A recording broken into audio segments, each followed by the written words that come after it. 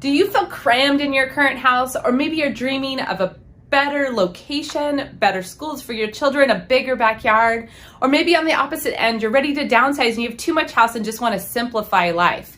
Well, stay tuned for my 4-step plan on buying and selling with real life examples of how people are doing it today. Hi, I'm Theresa with HomeownerExperience.com. I help homeowners in San Jose set up a strategic plan and journey to get to their next dream home. Are you dreaming of a change?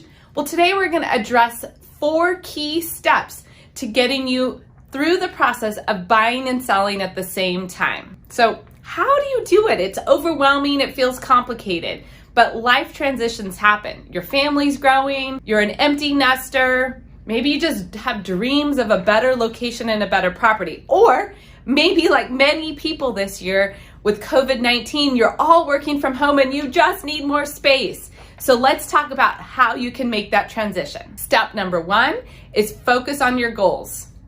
Ask yourself some really critical, important questions. What change are you most looking forward to? What will you miss? What will you be happy to part with? And what are you worried about?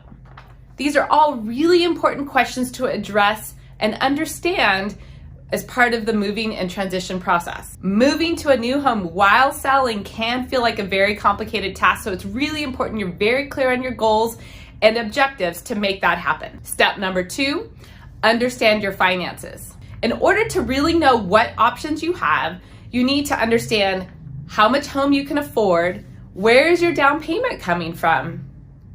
Do you need to sell first to get that down payment money out?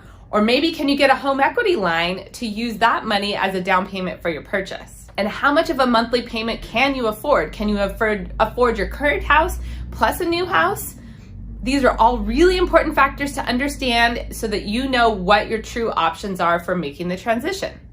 Obviously, everybody would love to be able to buy a house, move, then sell. But not everybody has the financial capability to be able to do that. Especially today, COVID-19 has really restricted some of the financing rules and made it much tighter and harder to get loans. So you need to understand those options ahead of time. Step number 3, understand the local market. Are you making a transition in the same city? Or are you leaving and going somewhere else? If so, you need to understand the market in both locations. For example, are you going to be able to find the house you want really easily and quickly? Are homes selling very fast? In today's San Jose real estate market, homes are flying off the shelves and sellers are getting free rent back. So that might be a great option to help you make your transition. Step number 4 is make a plan specific to you. It's really important you hire a very experienced real estate agent who can discuss these options with you and help you set up an actual plan. Once you have a plan, it's just a matter of acting on it. But a lot of people get stuck on not having a clear plan and then they get themselves in a difficult situation. So let's avoid that completely for sure. So let me share with you some examples of people that I've helped move. Okay, let's first cover downsizers. Many people I'm working with are actually leaving the area, but some people are relocating and to a smaller property in the same city. The most likely option or easiest option is to get a home equity line of credit on your current house to be able to make your purchase first and then do the transition.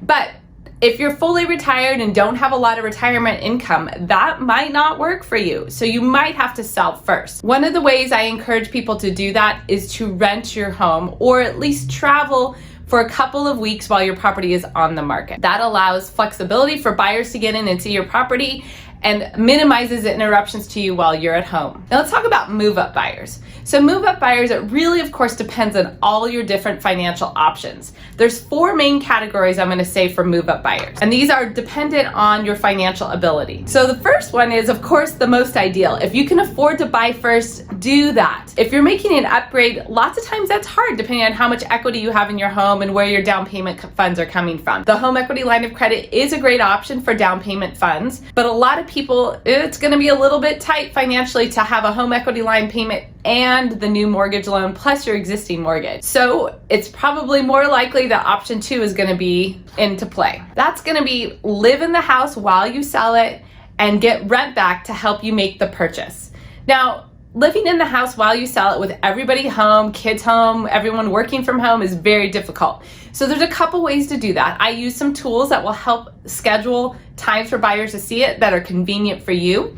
But another one that's highly popular today is to rent an Airbnb for a long weekend. Get out of town, enjoy yourselves, or work from home at some other location while buyers come and go through your property. This is especially attractive today with COVID-19. You don't have to worry about people coming and going while you're living there. And then once you've got your property in contract, you can pack up and move. And today's San Jose market is allowing a lot of rent back and even free rent back. I don't know how long that'll last, but even if you have to pay to rent your house back and not move to be able to find the next one, that's a huge advantage. So if you've got 30 days of escrow and then up to 60 days of rent back, that can allow you 90 days from when your home is in contract to find the next home. That's a pretty good amount of time.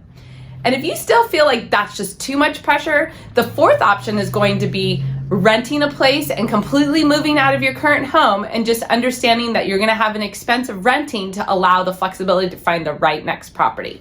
So I had several buyers and sellers do that transition last year, and they actually moved out of their house, rented somewhere for 6 months, prepped the house, their old house, with paint and staging and made it all beautiful, got it in contract, had the money in their pocket to then start shopping. And then once they found their new house, if you're renting, you actually have an option to then be able to paint or do any upgrades to the house before you move in. So renting really allows the most flexibility, but obviously it's a little bit of extra expense when you're paying your existing mortgage and your rental.